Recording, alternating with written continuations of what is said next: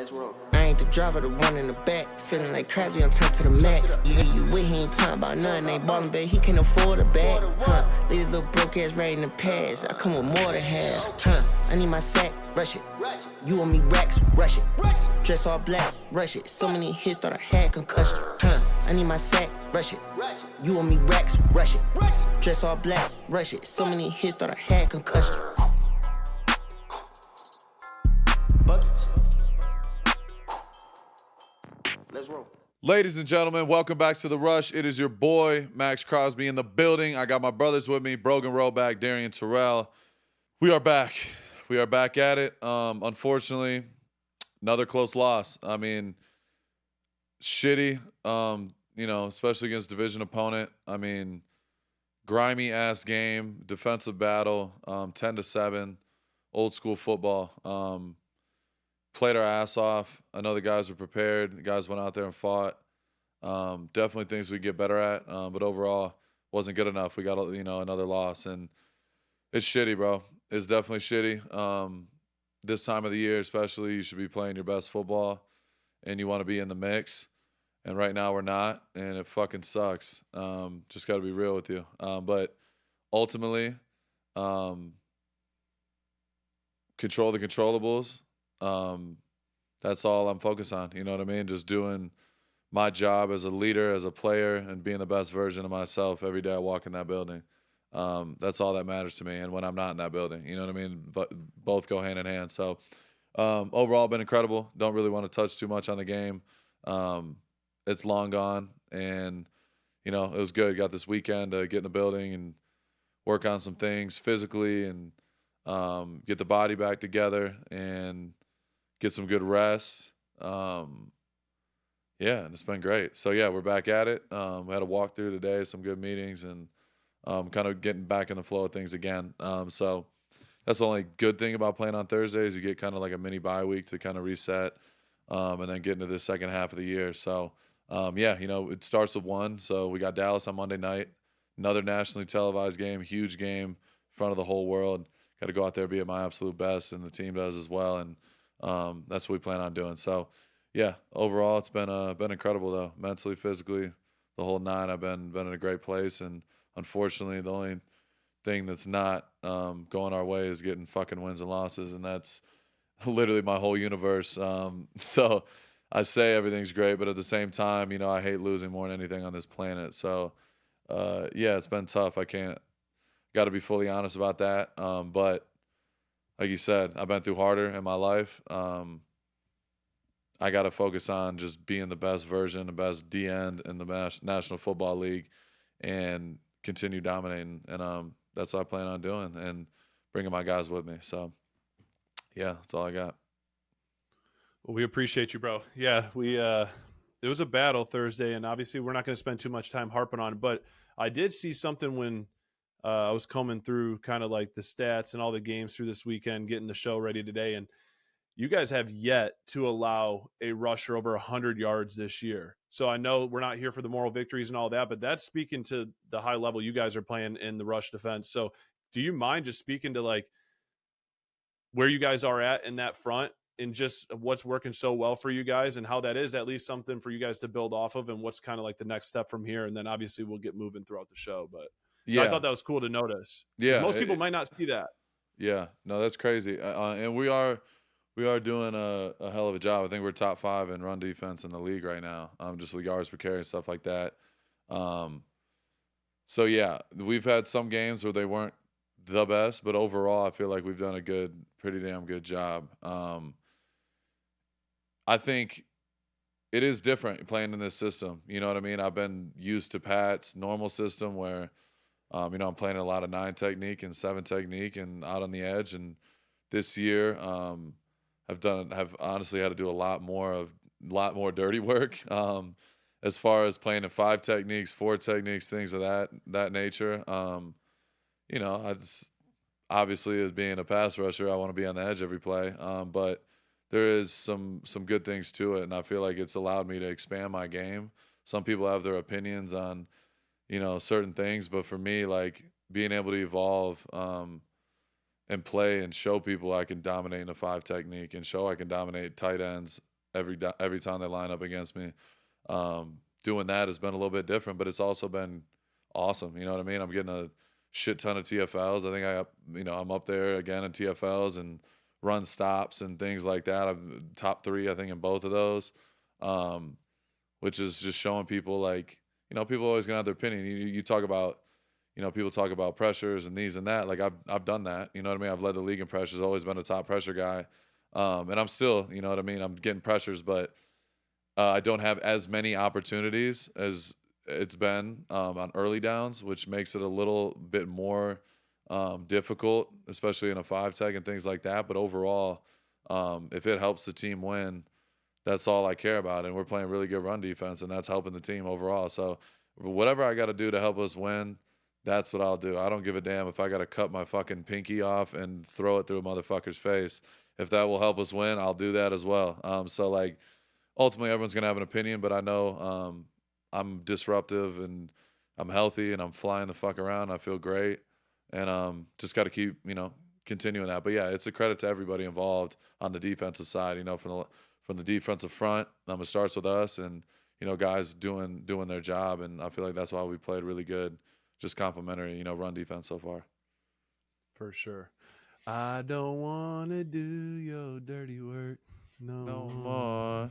Yeah. That's all I can think about once you said it. I don't want what if you have you just did a Thursday night, now we're going to a Monday night. Is there one that you prefer from a player perspective? Monday night football or Thursday night football? I would say Monday night. Thursday night, I like Thursday night. But I would say every year Thursdays get a little harder on the body. I feel like Thursdays get disrespected in general by the fans.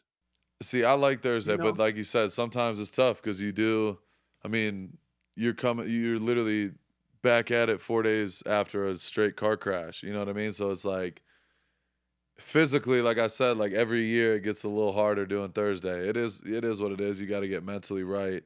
It's more mental than anything, but like, yeah, you feel it a little bit more every time. You're like, damn. Feel that shit. You know what I mean? Like your body's just, it doesn't respond like when you're a young guy. Like you're a young dude, you just show up and play. But like, yeah, I'm 28 now, seasoned vet. So yeah, you're an old man. It's not the same. Some of those bruises last a little longer, and some of those aches, go a little bit longer. But it is what it is. But I prefer Monday night football since I was a child. Like that's Timeless. legendary. You think of John Madden, you think of all the legends. Coach Gruden was doing Monday night. There's just so many legends that are involved with that, and the whole world's watching, so it's nothing better. When you watch Monday Night Now, do you watch Peyton Manning cast with Eli, or do you watch the actual? No? I'm not going to lie. I don't want to hate on, because I love Peyton. He's been my coach in the Pro Bowl. It's kind of like an awkwardness to it, though, Yeah, for sure, but, like, I'm there to watch football, and I just feel like football is meant to be talked by, like, and I'm not hating on the Manning cast. They're killing it. So, like, a lot of people do fuck with it. Just my personal preference, like, I want to hear 2 football commentators in a suit go on there and just talk football. You know what I mean? That's just my preference. You know what I mean? I'm old school in that way. For sure. No, I was curious. But last thing I got before we go around the league, because we talked about it and we talked about the run defense as a unit, but more importantly, yourself. I know that's something you took to heart coming into the league, was being able to be a run stopper. People didn't give you that respect. And then once again, I don't know if you saw it, but Talib on the show with Richie Incognito and them running his mouth that you might not be this run stopper. Just curious if you saw it. And did you see Richie's kind of sticking up for you and defending you, even though I know you don't need all that, but just curious if you caught that whole encounter. 100%. I mean, you're going to see that. It's a part of it. You know what I mean? Especially when you get tagged a million times and everyone's sending it to you, and especially the people that love me, they're definitely not happy with them. When teams come out and run for 150 against the Raiders, why Skip don't give us no spiel about Maxx Crosby? He's a dominant player, flat out. The Jags had 150 rushing. What the did Crosby do? Look up Max's stats. Fuck his stats. He ain't stopped the run. You can't get mad at somebody that's uneducated in the situation. It is what it is. He can sit there and say whatever, because I think, honestly, he started talking about, I think it was more in defense of Micah, the whole conversation. And everyone knows, me and Micah are boys, and we're a couple of the best defensive players in the world. Like, he was talking basically out of the argument started. Because I'm not the person to take the clip and, okay, I'm going to just look at the clip and then just take that. No, I'm going to see what the fuck we're talking about. And they were basically, trying to like disrespect Micah and say he doesn't stop the run. And then Talib was defending Micah by basically shitting on me, saying, well, Max doesn't either. And I'm like, come on, bro. I don't even have to defend myself. Go look up the numbers. Go look up the tape. Go watch me play a football game. Go watch the game I played on Thursday. I love that Richie just started throwing stats out. Oh, yeah. Shit. Like, that's what I'm he saying. knew what he Like, was doing. and that's why I say he's uneducated, like, in that situation, because like, he's a corner. Like, I'm not expecting him to go and do his full research and watch every play that Maxx Crosby plays, 1,000 snaps a year playing the run and defense. People know what I do against the run. And I don't even have to sit here and defend myself. You already know what it is. So we can have that conversation. I'll say this. The only thing that was disappointing about the whole fucking thing is the fact that, bro, and he might not even remember this, but when I was in college, I was at Eastern. The first time I ever worked out with an NFL player was Big Snacks Harrison. Everyone knows Snacks Harrison, one of the best nose tackles. He was the run-stopping king at that time in the league. I went back to Texas before my last year at Eastern, and I worked out with my boy, BT Jordan. And everyone knows BT Jordan. I just seen him. He's in Denver now. One of the best trainers on the planet. That was my first time, and I was one of his first NFL clients. I might have been his first NFL client. Like me and BT, that's why we're like this locked in, because that was back at Eastern when I was rocking with BT. I went with Snacks Harrison and BT to Aqib Talib's D1 gym. He owned the gym in Texas. I was with his family, his brother, his sister, they all worked for the D1 gym, and I was an Eastern boy. They didn't even know me at that level at that point, but I remember being there with his whole family, and they're like, bro, you're the white boy from Eastern, you're cold. And I was like, oh my God, they actually know who I am. And it was like so cool. I'm like, this is Aqib Talib. Like, I fuck with Aqib Talib. Like, he's a dog. But you know me, like, I pay attention to everything. So, like, I was more of a fan at that time. And so, like, looking forward at this situation and having him come and say that shit, like, he could have an opinion about whatever. He don't know what the fuck he's talking about. He could sit in the room with me right now and we could watch fucking film together if he thinks I don't stop the run. That's a whole nother discussion. The fact that you didn't even, like, do your research and, like, talk to me, like, bro, I know your whole family. Like, I know your bro. I know was be there. An OG. If you're going to be an OG, be an OG. Yeah, I'm like, shit, we can really talk ball. If you want to talk ball, bro, go ask Steve Smith and fucking Tom Brady and all these guys. Bro, I'll sit there and talk ball and watch film. We could do that all day. But that was the only disappointing part. I didn't even care about that. The disappointing part was like, bro, I was in your gym working at your spot and chilling with your whole family and cousins and sister, and they were cool as fuck. And they showed so much love. I showed a ton of love. And that was the only time I really spent time around his people. And they were all cool as hell. And then I'm like, damn, he's talking shit about me? I'm like, what the fuck did I do to Aqib Talib? I was like, the only time I talked to him was a great conversation.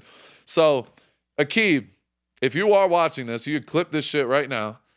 I would love to sit there and watch football. I'm not going to sit here and get sensitive and say, fuck, Aqib Talib, you were a fucking baller. I love watching you play. You played the right way. I know Raiders fans have their certain ways because you did some crazy shit, but I do crazy shit too.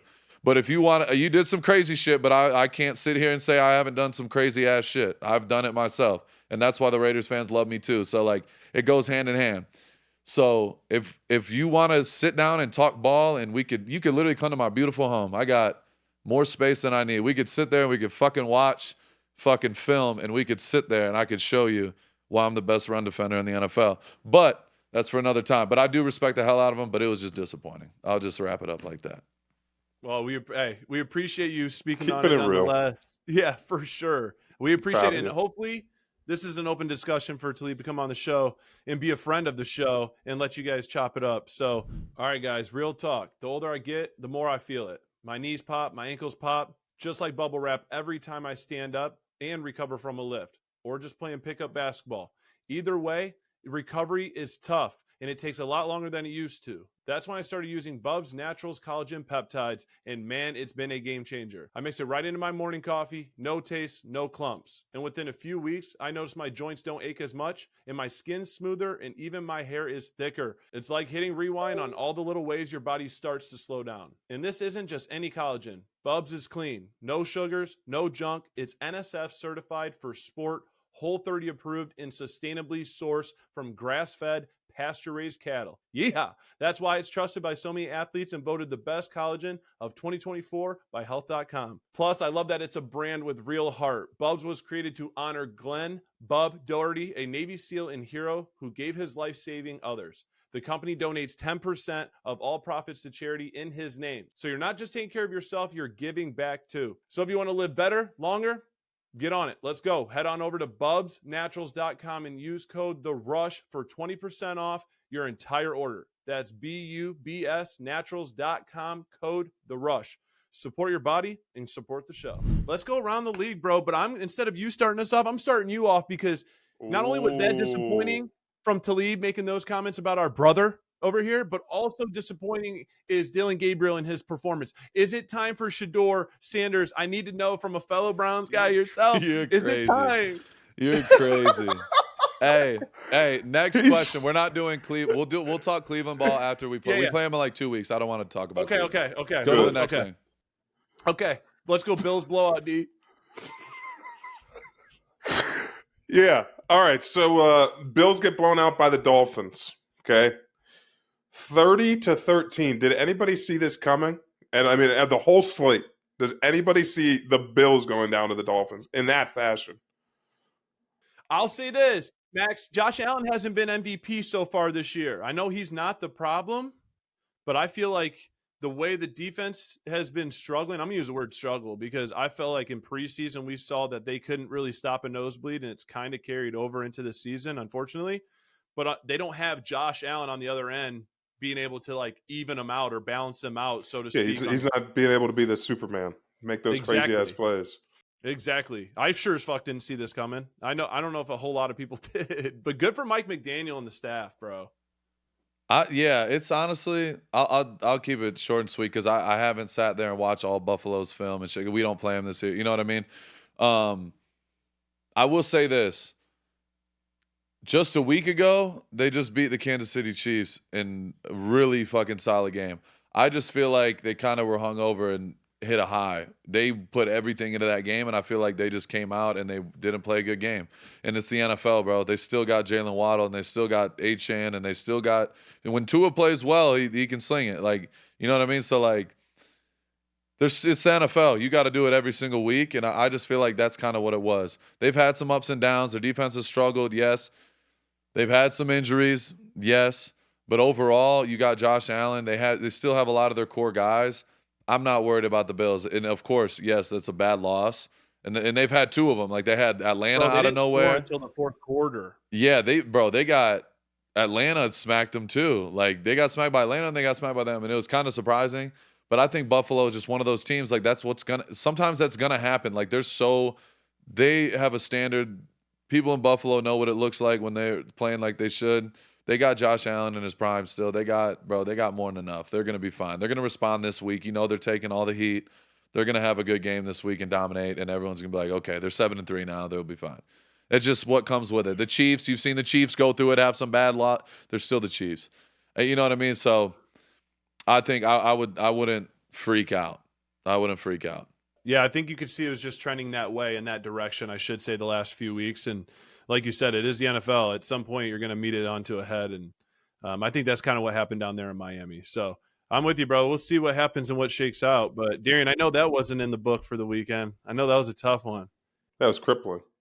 But if we're going to talk about something that really stung, the Texans, yeah, it was debilitating. Anyways, the Texans come in the fourth quarter, outscore the Jags 26-0. I mean, I know that one hurt you a bit. Talk to me about what you saw in that game. Bro, I just have what to happened? Say that. And this is no shade. This is legitimately no shade. I know that we've been I shouldn't say we. I've been trolling the last 2 weeks on the show about certain guys. But, bro, we've seen Trevor Lawrence do this how many times? And I'm not saying it's all him. The defense is letting up points as well when they're on, 20-10, and then they gave up 26 unanswered or something along those lines, or they did give up 26 unanswered, I should say. So I just don't know. You could see the reaction from Liam Cohen at the end of the game. Obviously, very frustrated, rightfully so. I love that. I love when coaches are that way, but it's hard to say from an outsider looking in, being like, is that frustration of how they lost the game? Yes, of course. But is there also frustration in the way their quarterback ended that game and the series leading up to the end of the game? So I don't know, but you pay Trevor Lawrence a lot of money. We saw it in the playoffs a few years back. We've seen it now a couple more times, them blowing some major lead. So I don't know. It's going to be tough for them, but obviously good for the Texans. That defense is legit, and I'm sure we're going to get to that at some point with the Rushmen. But D'Amico Ryans has them boys flying around, and their defense is fun to watch. And kudos to them. They won without C.J. Stroud, and I like Davis Mills, bro. I know he's not a starting quarterback, but he is a unbelievable backup quarterback, I believe, and a smart guy. Who's been there in the system, was once a starter for the Texans. So he's kind of gone through all the ebbs and flows without being drafted high. He's similar to like a Marcus Mariota in the sense of he's been pretty much every player on that team. You know, he's been a guy who's probably been on practice squad. He's been the starter. Now he's been the backup. So he can relate to almost everybody in that locker room. So good for them with the Texans, good performance. But I don't know, man. It's going to be tough for the Jags. We'll see. I'm sure they're going to respond, though, with Liam Cohen. That game was fucking crazy. And Daniil and Will Anderson were cooking. They were cooking. And I just couldn't believe. I'm like, I literally stopped watching the game. I'm like, it's over. I mean, they're down, 19? Or it was 29 to 10. They were rolling them in the beginning. It was over. I'm like, okay, they got the backup. Okay, this is going to be tough. And then all of a sudden, boom, boom, boom. And then Davis Mills, bro, he took the fuck off and cribbed that bitch on 3rd and 14. That shit was crazy, bro. That was a hell of a win. You know the Texans they've been struggling a little bit. I'm not gonna lie. Like, they went into this season with big expectations, and they needed that win. That's the type of win that could turn around your season, without a doubt. Mm-hmm. Yep, I agree. There's been a lot of curveballs in this NFL season, and Brogan and I, we talked about this one earlier, but the Bears being 6-3 and Caleb Williams doing back-to-back game-winning drives here. Is this him? Is it the coaching? Is it the franchise? Is it the perfect storm? What are we seeing here in Chicago? Bro, it's crazy, and I know both of you have your opinions on our guy over there. Which Ben or Caleb? On Caleb, but he's balling. And that's the thing. Like, it's going to take him some time. Like, he definitely has some things that he's, you know what I mean? Like, just being an NFL quarterback, like, you can't be Superman and scramble for your life as much as he does. You know what I mean? Like, bro, he's running for his life. And some of that's not his fault. He's got wheels. Sure. Like, some of that's not his fault. I'm not blaming him. Like, if he can do that, that's a great thing. Like, he's helping them win in that way. He needs to pick his spots a little bit more. It's like Jackson Dart. Like, he's a hell of a player and a great young player, but like he's another. You got to be smart. Like, 6 concussions is like, okay, now you need to slide instead of nose diving. Yeah. You know what I mean? Just be smart. Yes. But at the same time, like Caleb he's got all the talent in the world. He's got all the ability. Their O-line is all right. They'll keep pouring into it. You know what I mean? They're going to keep figuring it out. But, like, Darnell Wright's good. They got Joe Tooney there. They have some pieces. They just got is nice too, dude. Yeah, they got to figure out the left tackle, that situation. But, like, yeah, they got pieces, bro. They got pieces. They paid. They invested in that team. They're like, we're gonna fucking build an offense just like how Detroit did. And Ben Johnson is not stupid, bro. He knows what he wants and what he likes and how he sees it, and he's got the quarterback is not the problem, bro. He's talented as fuck, and you're seeing it, bro. He's especially a young guy doing it in the clutch like that. That's a really good sign for what they got going forward, bro. Because it's funny how last year, like, he got so much heat and shitting on him, and everyone was like, Jaden Daniels should have been the pit. You should have da-da-da-da-da. And look how fast things can change, he's got C.J. Stroud telling him, hey, man, after the game. Like, yeah, exactly. He was sunning him. He was sunning him. Everyone was trying to sun him low-key. But I will give it to Caleb, bro. He's got some fucking dog to him. And I said it after we played. And you know me. I don't say that about I don't think nobody is a dog for the most part. Like, there's only a select few. I really think Caleb's got that shit to him, bro. And as a competitor, he goes out there, bro. He's trying to do everything he can to win. So when you got a guy that's hyper competitive, bro, you got a chance. Period. Yep. The only thing I'll say to that is I completely agree, Max. I think that's the part that people didn't know about Caleb was how competitive I think he really is and how tough he actually is. I think everyone ran with him crying after the college game, up in the stands with his mom, and then also they take the finger painting obviously to a whole nother level. But with him, he's actually competitive as hell. Darian, I can't with you, but he is seriously competitive. He's tough as hell, and he makes numerous plays. So good for them. I'm done with Darian, bro. I can't.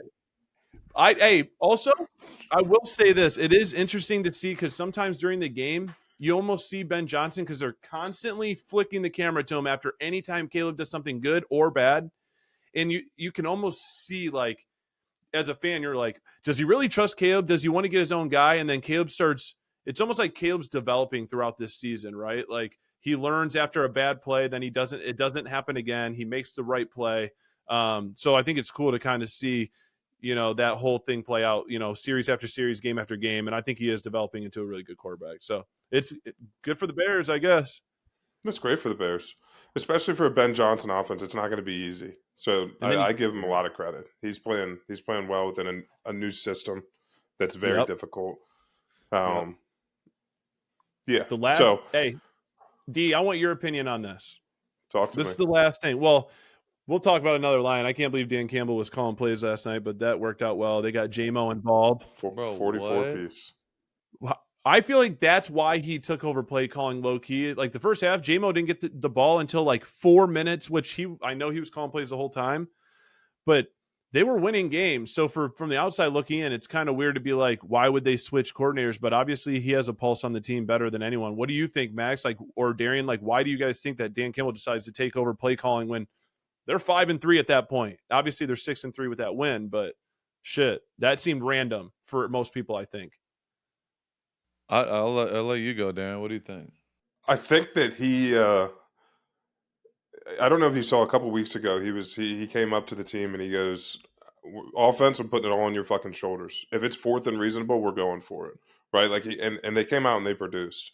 So I think it might have just been a way for him to just kind of take the reins and be like, I believe in you guys and let's see what we can do. Like it's just an additional spark and later on down the line, because they have aspirations to go to the Super Bowl, obviously. Just being able to align that where he can step in and be like, hey, look what happens, right? I can step in and make some play calls. I'm a part of this offense. I think just from the outside looking in, it was just, let's try it out. I don't think that they were a bad offense, but let's try and get everybody else incorporated and make it harder for us to scout. Now every team that comes to play us, they don't know what to expect because it's two different guys who could be making the play calls. Yeah, I think it's a mixture. I fully agree with that, Darian. And also seeing the interview with Johnny Moe, the OC, he kind of was like slightly pointing fingers a little bit. And I'm not saying that's the reason why, but like I just feel like Dan Campbell is like, nah, you know what I mean? Like his culture is everything, I feel like, over there. Yeah. And he does like, and I'm not saying Johnny, like I know Johnny Moe, like he's a good ass coach. He's a good dude. Like I knew him when he was here. He was with the Raiders with Gruden. But I feel like that could have been a part of it. Just to feel like that was kind of like a part that just happened a week ago, and kind of there was rumblings, and that he said that, and then all of a sudden, boom, he's not calling plays. I feel like it kind of was just like a compound sort of deal. But even Dan Campbell said in the press conference after, he was like, Johnny Moe's in my ear too, telling me and giving me advice, and this is what we're seeing. He's going to need him in the future. Yeah, like he's there. He's a smart ass.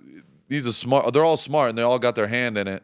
I just feel like Dan Campbell, like you said, like he has a great pulse on the team, and it is kind of crazy that Dan Campbell's such like a culture guy and such like a hard-nosed guy. Like you just would never see him calling plays. I just feel like it threw me off more than anything. I'm like, holy shit, I didn't even realize like he really knows offense like that. He's a tight end. You know what I mean? He was a tight end. He knows offense really well. And it was just kind of cool to see, bro, because I think, Dan Campbell's a legend, bro. I feel like he's one of those coaches that you would love to play for.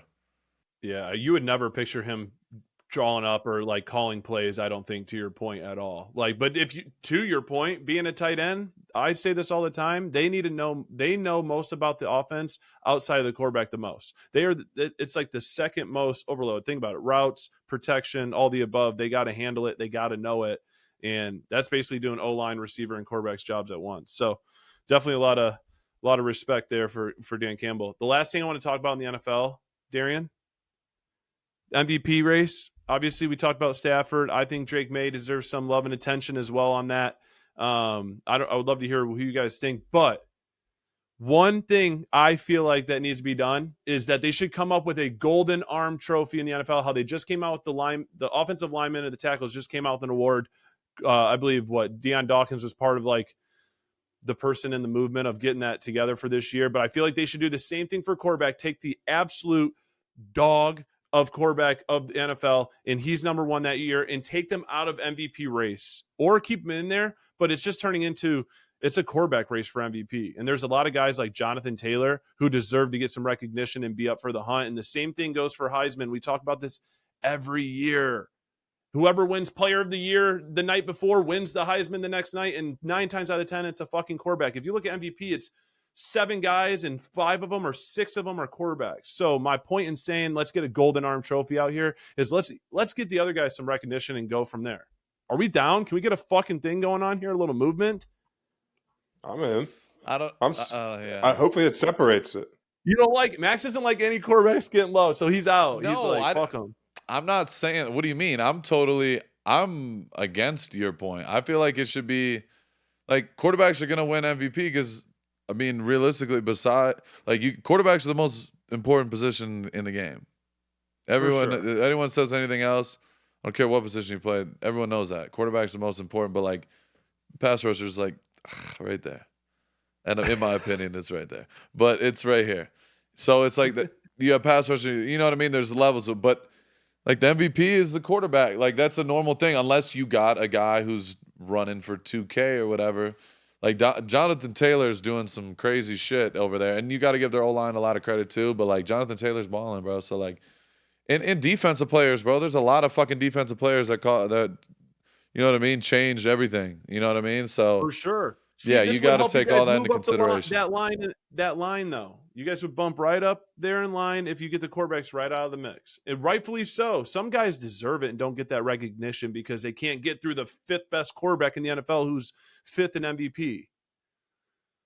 Just something to swallow. It is. I totally understand. I actually respect that you would actually say that being a quarterback, but yeah, I don't know. I don't know. There's already a lot of awards. It's just a golden arm. What are you going to come up with next? A golden receiver? I mean, there's not. Golden gloves. They got the triple crown. We need something here. I mean, not everyone gets. I do like Jonathan Taylor. I do like Jonathan Taylor in the mix, though. I really do. He's first in carries, first in yards, first in touchdowns. He's doing something special over there. Darian, think about last year. We had this argument how many times at the end of the year where I think you were on board for Saquon, right, Darian, last year? I was beyond on board. But it was between Josh Allen and Lamar. Yeah. But I was beyond on board, but he's got 189 carries. He's got 1,139 yards, and he's got 15 touchdowns. Jonathan Taylor. In how many games? 9 games? Mm-hmm. Yeah, bro. Damn. Yeah. But this is where I'm going to get, and I'm going to take the same stance as last year's. Yes, quarterbacks are important. They're very valuable. We know that. But you can't take it away from Saquon. Like, I can't really use last year because Josh Allen had an unbelievable season as well. So did Saquon. This year, I don't see anybody else that's necessarily competing with what Jonathan Taylor's doing through 9 weeks. And I agree. And I'm not saying if you're the best quarterback, you should still be up for MVP. Not saying that. But like if you're like the 4th or 5th guy and you're a quarterback that's sitting there and you're really not going to win MVP, let's just throw you in the golden arm selection. Let's go put over there and let's bring someone else that might be a little more worthy or at least has the opportunity, and let's highlight them. The quarterbacks already get so much. We can make a poll. You can put it on the Instagram and see what people say. How about that? I like it. Then you can take each quarterback's fucking salary and we'll find out who's really valuable. All right, guys. You know how the end of the year gets. Travel, early mornings, late nights, and holiday chaos. It's easy to fall out of rhythm. So lately, I've been focused on one thing and one thing only. Doing the small habit that sets the tone for my day. For me, that's AG1. 1 scoop in the morning, shake her up, done. I use this and you should too. AG1 is a foundational nutrition habit. Imagine getting key nutrients that support energy, gut health, and your body's natural defenses all in one scoop. For me, it's huge during this stretch where schedules get crazy, days get darker earlier, and the routine can fall apart. Instead of trying to juggle a bunch of pills and supplements, AG1 keeps it simple. Superfoods and B vitamins support steady energy without the crash, and prebiotics, probiotics, and enzymes help support regularity and gut resilience. Plus, traveling this time of year, airports, back-to-back planes, AG1 gives me the peace of mind knowing I'm supporting my system with antioxidants and functional mushroom that promotes immune health, along with key gut supporting ingredients that help me stay consistent and feel ready to take on the day. And honestly, it's become automatic. Shake it, drink it, feel like I already won in the morning. If you're trying to build something sustainable, this is an easy way. You can knock that out before breakfast. So head on over, guys. Drink AG1.com/therush to get a free welcome kit with an AG1 Flavor Sampler and a bottle of the vitamin D3 plus K2 when you first subscribe. That's drinkag1.com/therush to start your daily micro habit and get the free welcome kit. Back to the show. All right, let's get into college. Talk to us, 12. You want to go through the list? Oh, shit. Okay, yeah. What, Max, big weekend, tough battle, 34-10, Penn Huge State. against Purdue. They moved to 9-0 with UCLA up and coming. That's going to be interesting. Wow, they have a fucking gauntlet. The Big Ten is so fucking difficult. Darian. Who's Oregon Here have? we go. Here we go. Who's Oregon have? I'm just asking Oregon, questions. They have Minnesota on Friday night. So my Damn. weekend will be starting early. And listen, Duck fans, we can't overlook this game, okay? We got to win this game because if we lose at all, they're waiting to throw us out of the playoffs. And we're not going to give them any excuse. So we're going to dog walk the rest of the fucking remaining games. And then we're going to take on the Buckeyes in the Big Ten championship. And we're really going to see who's talking. I'm going to just take a peek right here. But they might not get past Michigan. Texas Tech, like I said weeks ago, they're my team. And that's not Ohio State. They're my number 2. They're my 1B. How about you talked about BYU possibly getting in the playoffs, and then they just got smothered. They ain't getting in. That's what I'm saying. Tech beat the shit out of them. But can we talk about this? This is what I wanted to bring up. And this is totally random as fuck. But now that we're talking about college football, remember we were talking about, like, you know, Iowa, they made the little thing about the graphic and like, yeah, we got our quarterback. Have you taken a peek? Have you looked at his numbers on the season?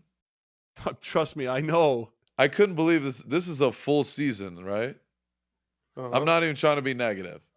Yeah, you are. I'm not being negative. I haven't seen those. I haven't seen the stats, so tell me about them. Give me one second. I just want to confirm that these are. I'm sure what you're looking at is right. I promise. Yeah, 1 second here, Buttercup. Yeah, this is full season. He has 1,084 yards, 5 touchdowns, and 4 picks on the whole season. Positive. I know. It's insane. Why can't they find or have a system where they could air the ball and get more than 100 yards passing? It makes no sense. And they almost beat Oregon, bro. They had them. Well, I want it for them. I mean, I'm rooting for Iowa. I want Iowa to take the next step. They refuse to evolve. So it says nobody ever, first off, rooting for Iowa. But secondly, yeah, they played the game tough for 38 minutes. Well, we got it. They didn't finish it out. Yeah, because you have to eventually throw a completion when it matters.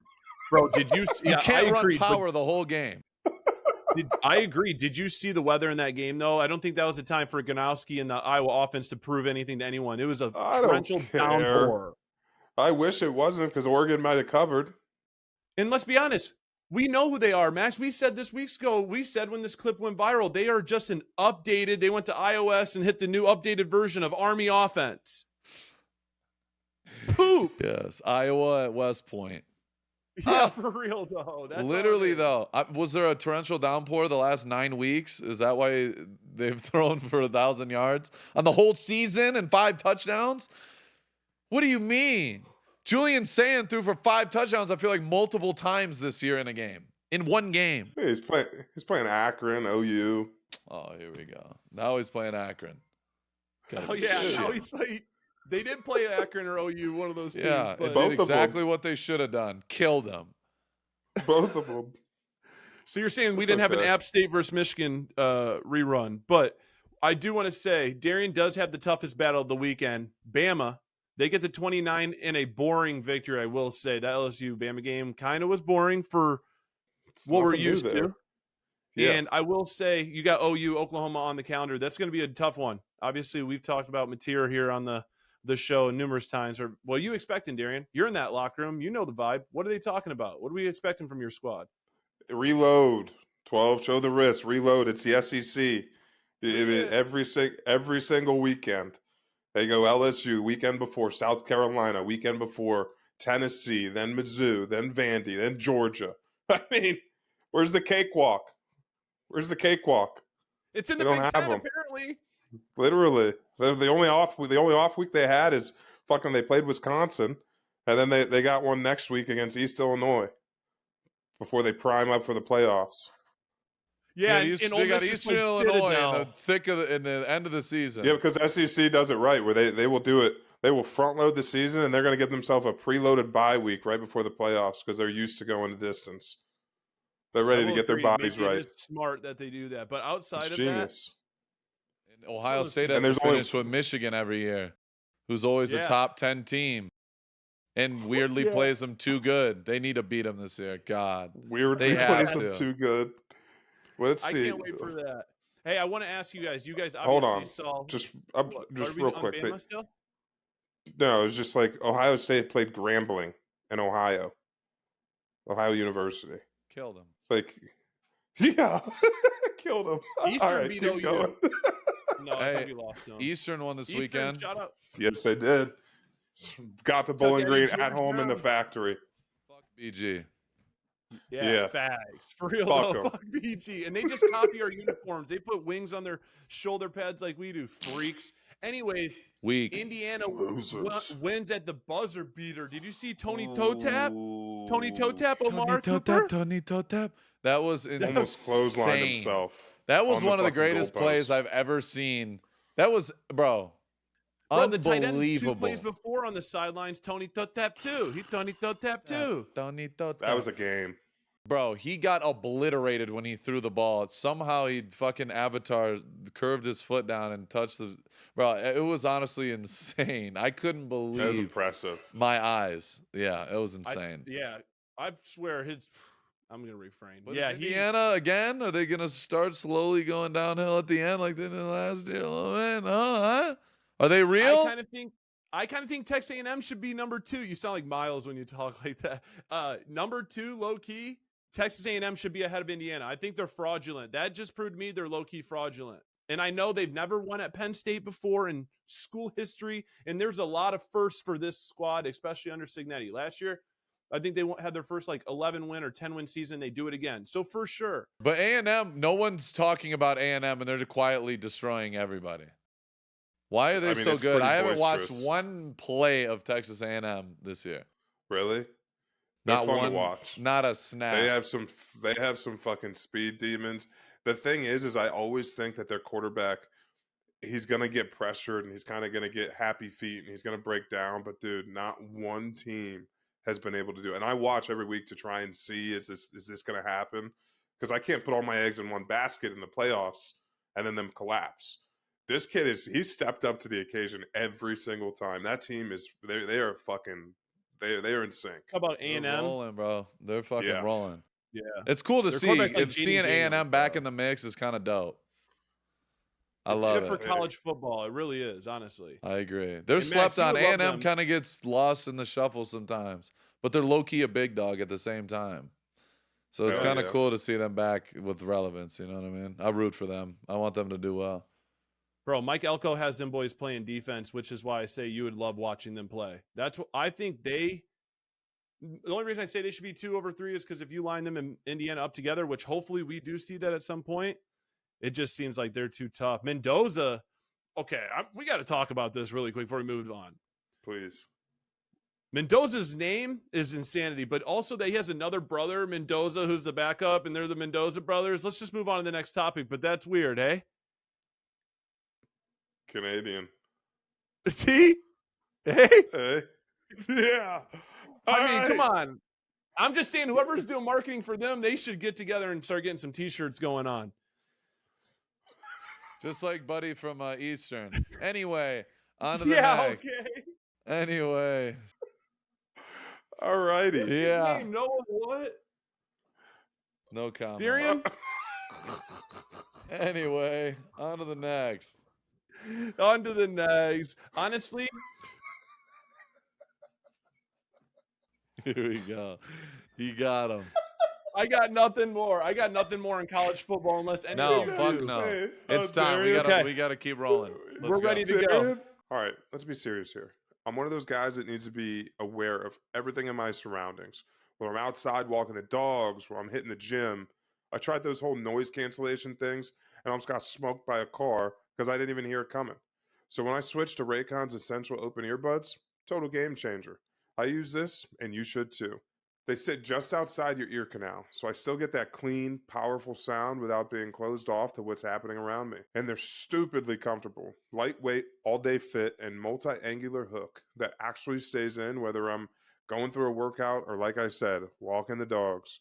What really surprised me is how natural it feels. The open ear design keeps me aware of traffic, people, all of that, while still giving me an immersive audio experience. Plus, they last forever. 36 hours of battery life, and that's a multi-point connection. I can bounce from my laptop to my phone without even thinking about it. It just works. And look, Raycon gives you the premium quality the big brands brag about, but at half the price. And over 3 million people already know what's up, backed by a 30-day happiness guaranteed. Black Friday is right around the corner. Raycon audio products are up to 30% off. From everyday essentials to the latest releases, it's the perfect time to upgrade your sound and get ahead on gifting. These early deals will not last long. Shop now before they're gone. Go to buyraycon.com/therushopen to save on Raycon audio products site-wide. Again, go to buyraycon.com/therushopen and you can save on Raycon audio products site-wide. Dog of the day. All right, so this week's dog of the day is going to my boy, Caillou Blue.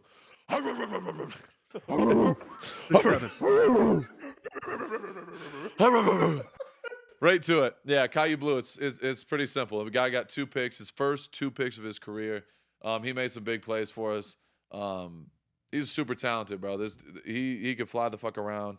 He's got some ability, bro, and he's young. You know what I mean? He's learning, he's growing, and seeing him come back and respond in that way and help us have a chance to win was huge. And definitely, we got to work on his return skills and his vision as a returner. It's his first pick, so there's a little hesitation there. But he's a freak athlete, and he made 2 great plays.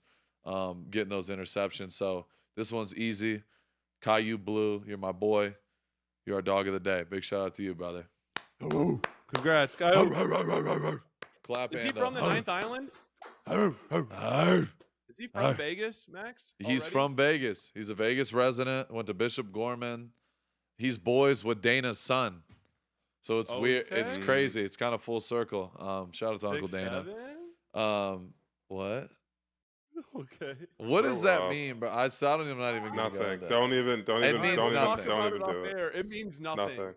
I just want to see if you were even. I'm not knowing hip at what's going all. on in this I'm world. old now. No. You are Anyway. low-key old for the youngest one. Of You're the old bunch. as You might fuck. be the young- Anyway, Oh, Darian's older than me. you're both old. Sorry. Fuck you. Anyway, Okay. all right. If you're looking to take your game to the next level, we're happy to announce our partnership with Skull Smash Aromatic Sports Sense. We all know the feeling you're gearing up for that big play or that max effort at the gym. You need that edge, that extra level of intensity. Well, that's exactly what Skull Smash brings to the table. These aren't your typical products. They got over 40 different scents in a variety of strengths and sizes. So no matter your vibe, there's something for you. And get this, guys, every bottle of Skull Smash is made right here in the USA. So you know you're getting the freshest, most powerful experience possible. No prepackaged stuff that's just sitting on the shelves. It's all about quality. And what I really love about the solid formulation, there's no mess. There's no spills. No activating, just shake it and take it. It's all about getting you dialed in fast. And guys, we have athletes on the show all the time. And athletes across the board, they swear by it. No matter the sport. Football, powerlifting, soccer, croquet. Strongman, Skull Smash is for any athlete who wants to help focus better, push harder, and even hit peak strength when it matters the most. Plus, Skull Smash has a special deal for all listeners. Use the code RUSH15 at checkout and get 15% off your order. So head on over to skullsmash.com, check out their full lineup of scents and products. Trust me, guys, if you are serious about bringing your A game, this is something you do not want to miss. You guys already know what time it is. It is Rushman of the Week time. My favorite segment. You already know this. Biased, don't care. Best segment we got. We talk about our Rushmen. We talk about guys around the league who've been getting out to the quarterback. This week, coming in at number 3, guy I respect a ton. He came in the 2019 class. I ran a 4.66 official at the combine, and I thought I did something special. And I seen this monster gazelle run a fucking. You have to get the official time, Timmy. Do you pull up Montez Sweat? We'll pull it in a little graphic here in the corner. Montez Sweat, I think, ran a 4.3 at the combine, which was one of the most freaky things I've ever seen. Somebody who was 6'6", 270 running. He's an absolute freak of nature. So 4.41. 4.41. He ran a 4.41. 6'7", that's crazy. Yeah, silly. So I thought I was doing something good, and then I seen this fucker run, and he blew us all out the water. We're like, damn. But came in 2019 class, bro. He's had a hell of a career. He's gotten a second deal. You know, he's on his way to a third. He's a really, really solid football player, bro. He plays the game the right way, and I got a lot of respect for what he does on Sundays. Like you said, 3 tackles, 1.5 sacks. This guy is a hell of a player, and he's just going to keep getting better. Chicago, like you said, Chicago's doing a lot better now. There's going to be a more favorable rushing situations. I just expect him to keep going.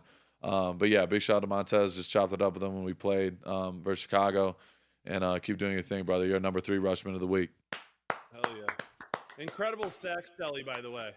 Yeah, he does I like that. the sweats. Yeah, exactly. Mm-hmm. I don't know what he calls it, but yeah, I like it. The sweat ski. I mean, 1 and 2 were runaway winners. You could have said 1A, 1B. Both went absolute ballistic, federal, whatever word you want to define it as. But we had to go at number 2, Daniil Hunter. This dude, 7 tackles, 3.5 sacks, forced fumble. He was cooking. That dude, and this is another guy that I have respected from afar for so long. I've gotten a chance to go to a Pro Bowl with him a couple times, I believe, and just chop it up with him a little bit. He's quiet, doesn't say much, but just being able to watch him from afar and see what he can do as a pass rusher, bro. He is easily one of the coldest pass rushers in the league. He's got one of the deepest bags. He's so unorthodox. He is fucking, I don't even understand his movement. It's one of the, like, if you really know pass rush and you watch film, you watch Daniil and you're like, you cannot go and tell a young guy, like, all right, go watch Daniil and go do that. Mimic him. Yeah. You can't. He does some things that are so unorthodox. And if you know, like, you know. And it's so dope seeing what he's done in his career. One of the most underrated guys, in my opinion. I think he's already in the 100 sack club, which is crazy, and no one has talked. No one talks about that enough. But yeah, bro, I respect the hell out of him. The way he plays the game, he's a humble dude. He earns everything he's got, and he's just been consistently dominating for a long time. So, number 2 coming in, Rushman of the Week, Daniil Hunter. Big shout out to you, brother. You're number 2 Rushman of the Week. Yeah. Boom. And then for the finale, I mean, this one was, both of those guys could have been number 1. But watching this game, this dude was going crazy. Super talented young rusher in this league. Long, athletic, got a spin move, got a long arm, he's got some shit to him. He's got a bag as well, and he's getting a lot better every year. Iowa State kid. Not many Cyclones you hear about, in the league. Not hating on Iowa State. Great school. Do it the right way. But he's one of those guys from there that's going crazy. And at UC every year there's more and more coming. But Will McDonald is a absolute dog. He's balling, bro. And 5 tackles, 4 sacks, and you get a win, you're a Rushman of the Week. It's simple as that. Keep doing your thing, brother. You're a number 1 Rushman of the Week. Big shout out Will McDonald. Hell yeah. He's been kind of bursting onto the scene the last 2 years, it feels like, dude. Yeah, for sure. Last year was his breakout. He had 10, I think 10 and a half. And he's got, I think, 7 now, and he's rushing, bro. He can play. I like watching his game. So big shout out to Will McDonald, and shout out to Neil. Shout out Montez. Great rushers in this league. Got a lot of respect for. So you already know what time it is. That's all we got on our show. This is episode 69. 69. Look at that. Favorite- Nothing Look better. at Favorite position. Nothing better. But truly, we love and appreciate all the fans that tune in every single week. We got some big announcements. We got some big plays in motion. We got some things going on. We're very much fired up about that. You guys will know in a short time, but we're rolling, bro. And it wouldn't be possible without the fans, without the loyal, true day one Rush fans. When we were sitting there on the damn back of we were in our backyard with a fucking tripod, and Dirk sitting next to me on a broken ass couch recording, and it all started there. And what is it? 3 years later, almost. Shit, Yep. 3 years later, we're doing big things, Crazy. making big moves. I'll just say this, bro. Consistency in whatever you do is the most important thing. We basically, every single week for the last 3 years, we have been on it. And sometimes, there's maybe a week off here and there just because of certain situations, obviously with work and what I got going on. But overall, we do it for y'all. And we want to give you guys, we want to, what is it? Open the curtain, peel the onion back, whatever the way you want to put it. We want to show y'all and give y'all an up close and a behind the scenes of what's going on, not only in my life, but y'all's life, Brogan, Darian, and the whole Rush family. We give you guys our football opinions and crazy fucking stories and the whole nine and everything. But we just want to let you guys know we appreciate all the love and support. We have so much more to come. The Rush is a movement, and we talked about this from the beginning. Like, it's about the long-term play, and that's what we're in it for. It's an honor to be able to come on here. Sometimes it's tough. You fucking lose a game, you go through some shit, and I'm like, fuck this. But that's a part of it. You know what I mean? This is what we signed up for. We're not, you know what I mean? Once we start something, we're doing that shit, and we're taking it to the farthest extent. So I wouldn't want to do it with anybody else. You guys are my brothers. It's been an honor, but the fans, truly, none of this shit would be possible without y'all. So we love y'all. Keep tuning in, keep liking, subscribing, the whole nine. You guys know what to do, and we'll keep bringing you guys all the content and keep this shit rocking and rolling. Raider Nation, I love y'all. I know those times are tough. Trust me, I fucking can't stand it. I want to win with everything in me.